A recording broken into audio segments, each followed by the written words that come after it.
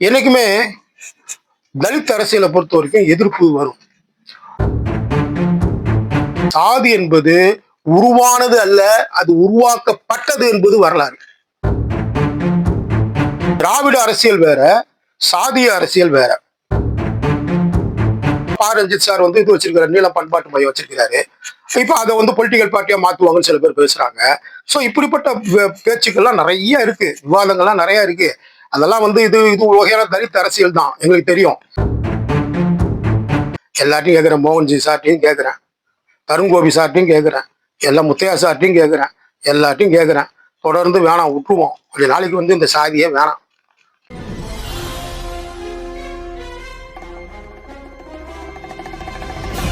Sir, இப்ப பாத்தீங்கன்னா வந்து மாரி செல்வராஜ், பா ரஞ்சித் இவங்க வந்து படங்கள் வந்து இப்ப ரீசெண்டா பார்த்தோம்னா அவங்க கேஸ்ட பேஸ் பண்ணி எடுக்கிறாங்க அப்படின்ற ஒரு குற்றச்சாட்டு அவங்க மேல இருக்கு. சோ அவங்களோட படங்கள் பத்தி நீங்க என்ன, உங்களோட புரிதல் என்ன சார்? கண்டிப்பா வந்துக்குமா, இருவருமே வந்து ஆக சிறந்த இயக்குநர்கள், அது எந்த விதமான மாற்று கருத்தும் கிடையாது. பா ரஞ்சித் அவர்கள் சூப்பர் ஸ்டார் போன்றவர்களெல்லாம் வைத்து மிகப்பெரிய ஒரு மாற்று திரைப்படங்களை வந்து கொடுத்திருக்கிறாரு. மாரி செல்வராஜ் சாரும் அதே மாதிரிதான். எங்க வந்து எதிர்ப்பலைகள் உருவாகுது அப்படின்னா, சாதி திரைப்படங்கள் வந்து தமிழ் திரைப்பட உலகுக்கு வந்து புதிதல்ல, நிறைய வந்திருக்கு. ஏற்கனவே சொன்ன மாதிரி வந்து சாதி பெருமை, சாதி கொடுமையை பத்தி நிறைய படம் வந்திருக்கு. இவர்கள் இருவரும் அதை அரசியலாக்கும் பொழுதுதான் அங்கே எதிர்ப்பு வருகிறது.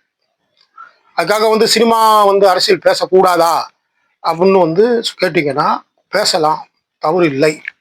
ஆனால் ஒட்டுமொத்த பொதுவான கருத்து, என்னுடைய கருத்து என்னவென்றால், இன்னைக்கு சாதி இதை திரும்ப திரும்ப வலியுறுத்துகிற சாதிக்கு எதிரானவர்கள் சொல்லுகிற காரியங்கள் என்னவென்றால், சதவிகிதம் குறைந்து வருகிறது.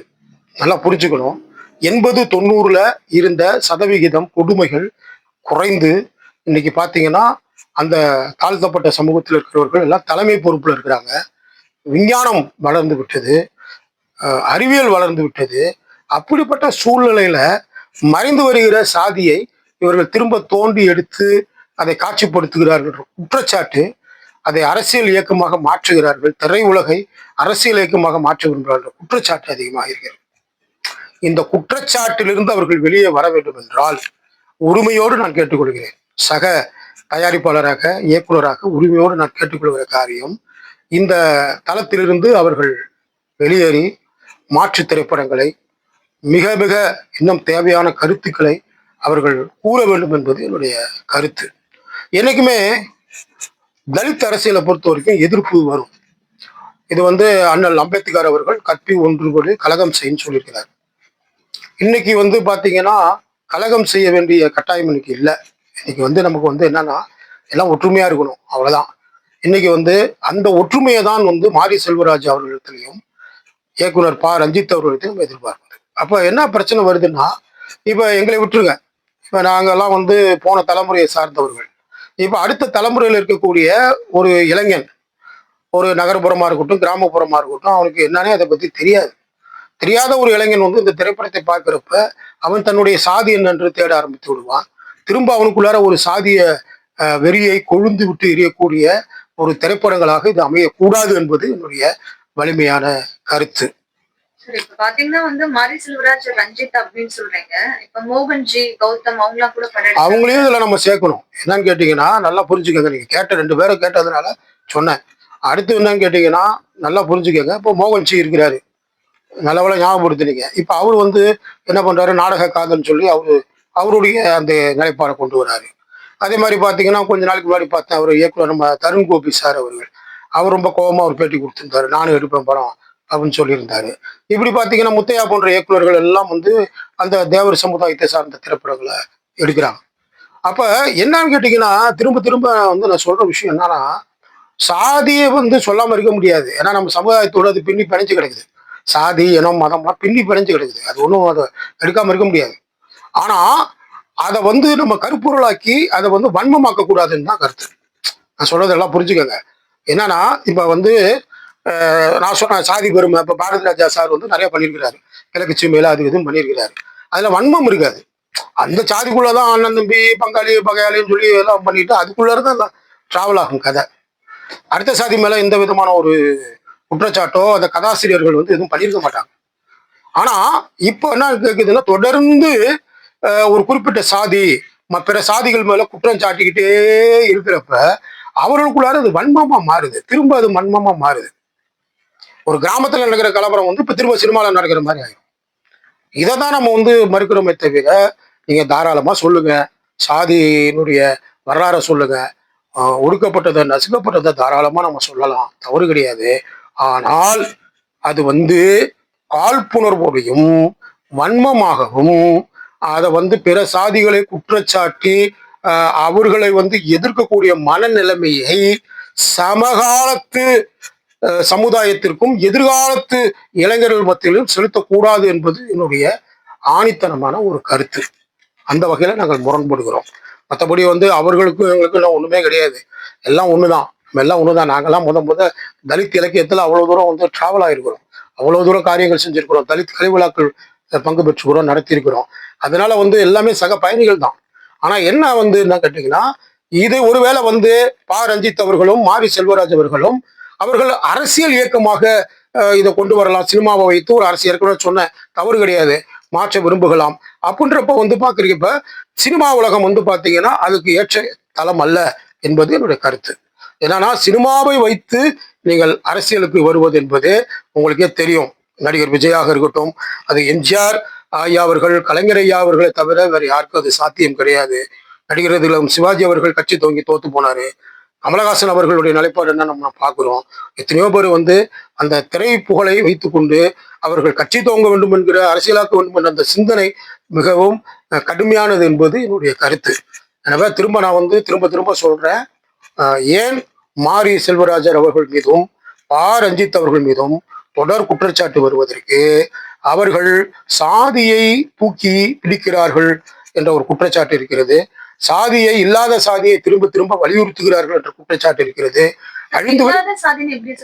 இல்லாத சாதி என்பது என்னன்னு கேட்டீங்கன்னா, அதாவது சாதி வந்து இல்லாத சாதி என்பது சமகாலத்துல நான் சொல்ல வரேன். அதாவது வந்து நீங்க இதை வந்து டக்குன்னு தப்பா புரிஞ்சுக்க கூடாது. அதாவது வந்து இப்ப நான் கேட்கிறேன், இப்ப அவ்வையார் காலத்துல வந்து சாதி இல்லாம இருந்தது, அப்ப ஏன் வந்து சாதி இரண்டு ஒழிய வேறு இல்லைன்னு சொல்றாங்க? அப்ப வந்து என்னன்னு கேட்டீங்கன்னா, நல்லா புரிஞ்சுக்கோங்க, சரியான கேள்வி கேட்டுக்கிறீங்க, இதுக்கு நான் பதில் சொல்றேன். இது வந்து என்னுடைய திரைப்படத்திலே வைத்திருக்கிறேன், என்னுடைய திரைப்படத்துல நான் வைத்திருக்கிறேன். என்னன்னா, மதம் என்பது தழுவுவது. நல்லா புரிஞ்சுக்கோங்க, இன்னைக்கு எல்லாருக்கும் இந்த பதிலை நான் சொல்றேன், ஏன் சாதியை வந்து நம்ம எதிர்க்கிறோம்னு சொல்றேன். மதம் என்பது தழுவுவது. இப்ப நான் வந்து இன்னைக்கு கிறிஸ்டியன், நாளைக்கு நான் இந்துவாகலாம், தழுவிக்கலாம். நாளைக்கு முஸ்லீம் ஆகலாம், தழுவிக்கலாம். யாரும் என்ன கேள்வி கேட்க முடியாது, சரியா? மதம் என்பது நான் தழுவிக்கொள்வது, ஏற்றுக்கொள்வது. இனம் என்பது என்னுடைய பிறப்பு. நான் பிறப்பால வந்து தமிழன், இதை மாற்ற முடியாது. நான் வந்து இப்போ தமிழெல்லாம் இருந்துட்டு நீல நான் மலையாளிகன்னு சொல்ல முடியுமா? விவேக் சார் சொன்ன மாதிரி என் தேசம் கேரளான்னு சொல்ல முடியுமா? கிடையாது. நான் தெலுங்கா மாற முடியுமா? கிடையாது. இனம் என்பது என்னுடைய அடையாளம், இனம் என்பது என்னுடைய பிறப்பு. ஆனால் சாதி என்பது என் மீது செலுத்தப்பட்ட திணிப்பு. நீங்க நல்லா புரிஞ்சுக்கங்க, திணிப்பு. இந்த சாதி வந்து திணிப்பு. இது எல்லாருக்கும் இந்த வரலாறு தெரியும், அனைவருக்கும் தெரியும் இந்த வரலாறு. சாதி வந்து எப்படி திணிக்கப்பட்டது, எப்படி வந்து தொழில் ரீதியாக அது பிரிக்கப்பட்டது, தொழில் ரீதியாக பிரிக்கப்பட்டது மட்டுமல்ல, அது எப்படி வந்து ஒடுக்கப்பட்டது, ஒவ்வொரு கேட்டகரியில ஒடுக்கப்பட்டது என்பது. சாதி என்பது உருவானது அல்ல, அது உருவாக்கப்பட்டது என்பது வரலாறு. அதனாலதான் அது கடுமையா நம்ம எதிர்க்கிறோம். அது வந்து தொழில் ரீதியாக வெள்ளைக்காரர்கள் எல்லாம் சேர்ந்தாங்க, பிராமண சமுதாயத்தை சேர்ந்தவர்கள் அந்த காலத்துல ஆரியர்கள் எல்லாம் கூட்டாக சேர்ந்து தொழில் ரீதியாக அவர்கள் அந்த, உங்களுக்கு தெரியும் இதெல்லாம் நான் சொல்ல ஆரம்பிச்சோம்னா நான் புதுசா சொல்ற மாதிரி இருக்கும். தலையில பிறந்தவன், இங்க தோல்ல பிறந்தவன், இடுப்புல பிறந்தவன், காலில் பிறந்தவன் அப்படின்னு சொல்லி அந்த உடல் ரீதியான அமைப்பை கொண்டு வந்து வர்ணாசிரமம் கொண்டு வந்தாங்க. வர்ணாசிரமம்னா என்ன, நிறைய பேருக்கு அதே தெரியாது, சும்மா சொல்லிட்டே இருப்பாங்க வர்ணாசிரமம் வர்ணாசிரமம் வர்ணாசிரமம். வர்ணங்களை வைத்து அடிப்படையாக உருவாக்கப்பட்ட சாதிய கோட்பாடு தான் வர்ணாசிரமம். அதனாலதான் அதை எதிர்க்கிறோம். அதனாலதான் வந்து நான் உலகத்தமிழ் நம்ம நாட்டுல வந்து கவிதை எழுதுறப்ப தேசிய கொடியோடைய நிறங்களுக்கு வந்து அர்த்தம் கற்பிச்சு கவிதை எழுதுறேன். நம்ம நாட்டு தேசிய கொடியில 4 விதமான மதத்தினுடைய கூறுகள் இருக்கிறது. பச்சை என்பது இஸ்லாம், காவி என்பது இந்து மதம், வெள்ளை என்பது கிறிஸ்தவ மதம், நடுவில் இருக்கக்கூடிய தர்ம சக்கரம் பௌத்த மதம் சொல்லி அந்த கவிதை எழுதுறேன். அப்ப நாம நல்லா ஒண்ணு புரிஞ்சுக்கணும், இந்த சாதி என்பது அது வந்து என்னுடைய பிறப்பு இல்ல, என்னுடைய அடையாளம் அல்ல, அது என் மீது திணிக்கப்பட்டது. அதனால தான் அதை நம்ம வந்து கடுமையாக எதிர்க்கிறோம். இப்போ மாரி செல்வராஜ் இதுக்கு முன்னாடி படங்கள் கூட சரி கேஸ்ட் பேஸ் பண்ணி எடுத்திருக்காரு. இந்த ஆமா. பைசன் படம் பார்த்திருப்பீங்க. ஆமா. இதுல வந்து கேஸ்ட் அந்த அளவுக்கு மென்ஷன் பண்ணி இல்ல இப்ப பைசன் படத்தினால மட்டும் வந்து இந்த எதிர்ப்பலைகள் வரலக்குமா. இப்ப நம்ம வந்து வெளிப்படையா இந்த வந்து நேர்காணல் பாத்தீங்கன்னா பைசன் படத்துக்கு எதிர்ப்பு தெரிவிச்சுதானே இப்போ இல்ல நான் சொல்றது என்னன்னா அதுக்கு மட்டும் எதிர்ப்பலைகள் வரல. அவருடைய ஆரம்பத்திலிருந்தே அவருடைய நிலைப்பாடு வந்து இதுதான் இருக்கு. இந்த வாழை எடுத்துக்கங்க, வாழை மட்டும்தான் வந்து விதிவிலக்கா இருந்தது. நீங்க எடுத்துக்கங்க, முதல் படத்துல இருந்து எடுத்துக்கங்க, பரியரும் பெருமாள், கர்ணன், வரிசையா நீங்க எடுத்துக்கங்க, வரிசையா மாமன்னன், அடுத்து இப்ப வந்திருக்கிற பைசன் கூட விட்டுருங்க, பைசனையும் வாழை படத்தையும் கொஞ்சம் தனியா வச்சுக்கோங்க. ஆனா அதை தொடாமல் அவர் செல்வதில்லை. நல்லா புரிஞ்சுக்கங்க, அவருடைய திரைப்படத்தினுடைய மையமே வந்து சாதியம்தான். அவருடைய மையமே சாதியம். அதுக்கு வந்து அவர் என்ன சொல்றாரு, ஆமாங்க என்னோட மையம் சாதியம்தான், ஏனென்றால் நான் அப்படிப்பட்ட பின்புலத்திலிருந்து நான் வந்திருக்கிறேன், அப்படிப்பட்ட பின்புலத்துல நான் வந்து ஒடுக்குமுறையில அனுபவிச்சு வந்திருக்கிறேன் அவர் சொல்றாரு. நான் இந்திய நாட்டினுடைய பிரஜை, எனக்கு சொல்வதற்கு உரிமை இருக்கு அப்படின்னு சொல்றாரு. அவருக்கு சொல்வதற்கு உரிமை இருக்கிற மாதிரி அது விமர்சிப்பதுக்கு எல்லாருக்குமே உரிமை இருக்கு. இதுதான் விஷயம்.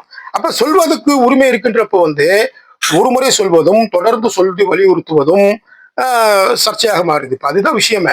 இப்ப அவருடைய பதிவுகளை வந்து ஒரு படமா விட்டுருந்தாருன்னா பரவாயில்ல, இது ஒரு சீரியல் மாதிரி போயிட்டு இருக்குது, வரிசையா போயிட்டு இருக்கிறப்ப இங்க என்ன நடக்குது, பொதுவாகவே வந்து தமிழ் சினிமாவில வந்து உலக சினிமாவில கலைஞர்கள் எல்லாமே உணர்ச்சி வசப்பட்டவர்கள். நல்லா புரிஞ்சுக்கணும். இங்க இருக்கிற கலைஞர்கள்லாம் சாதாரண ஆட்கள் கிடையாது. ஒரு நாளைய இயக்குனர் முதற்கொண்டு ஒரு சாதாரணமான ஒரு ஒரு ஒரு கடைநிலையில இருக்கக்கூடிய ஒரு திரைக்கலைஞர் முதற்கொண்டு கடுமையான சிந்தனை உள்ளவன், உணர்ச்சி வசப்படக்கூடியவன், பாரதியார மாதிரி அப்படிப்பட்ட சிந்தனை உள்ள விவாதிக்கிற டெய்லி பல படங்கள் விவாதிக்கக்கூடிய கலைஞர்கள் மத்தியில இப்படி நீள் தொடர்ச்சியாக தொடர்ந்து ஒரு ஒரு குறிப்பிட்ட சாதியை தலித்தியத்தை மட்டுமே மையப்படுத்தி வர்றப்ப வந்து ஒரு அச்சமும் வருகிறது, ஒரு காழ்ப்புணர்வு வருகிறது, ஒரு எதிர்ப்பு வருகிறது. இதுதான், இது ஏன்ட்ட கிடையாது. நான் வந்து ஒரு விமர்சகனா அதை பேசிட்டு இருக்கிறேன். நான் வந்து அதுக்காக நான் வந்து இவருக்கெல்லாம் எதிரி அப்படின்றது கிடையாது. நான் வந்து எல்லாத்தையும் பாக்குறவன், எல்லாத்தையும் விமர்சிக்கிறவன், நல்லதை பாராட்டுறவன், கெட்டதை திட்டுறவன். அதனால வந்து என்னை அத்தனை பேருக்கும் தெரியும், ஒரு சமத்துவ சமுதாயத்துல பயணிக்கிறவன் நான். அதனால தான் இந்த நிலைப்பாடு. இப்ப உதாரணமா நான் ஒன்று சொல்றேங்க. இப்ப வந்து விசு சார் இருந்தாரு. விசு சார் என்ன பண்றாரு, அவருடைய நாடகங்கள் எல்லாமே அவர் என்ன பண்றாரு, படமாக்குனாரு. எல்லாமே குடும்ப கதை, எல்லாமே அற்புதமா போச்சு. எனக்கு தெரிஞ்சு எக்கச்சக்கமான படம் பண்ணியிருப்பாரு. எல்லாமே ஒரே ஸ்டீரியோ டைப்பு, ஒரே பேட்டர்ன். ஆனா அதுல பாத்தீங்கன்னா ஒரு சில படங்கள் தான் வெற்றி, ஒரு சில படங்கள் மட்டும் தோல்வி. அப்ப விசு சார் அப்படின்னாலே வந்து நம்ம டக்குன்னு என்ன சொல்லுவோம், அவர் சார் வந்து அவரோட நாடகங்களை பண்ணுவாரு, அவரோட இது வந்து எல்லாமே டிராமாட்டிக்கா இருக்கும் அப்படின்னு சொல்றோம். அந்த மாதிரி இவரு மாரி செல்வராஜ்னாலே ரஞ்சித்னாலே இது சாதிய படம் தான் அப்படின்ற மாதிரி ஒரு தோற்றம் வந்து விடக்கூடாது. அவர்கள் அதெல்லாம் தாண்டி வெளியே வந்து நல்லா பண்ணணுன்றது என்னுடைய ஆசை. ஆனால் அவர்கள் அதெல்லாம் தாண்டி அவர் அரசியலில் இருக்கிறார்கள். அதுதான் விஷயம்.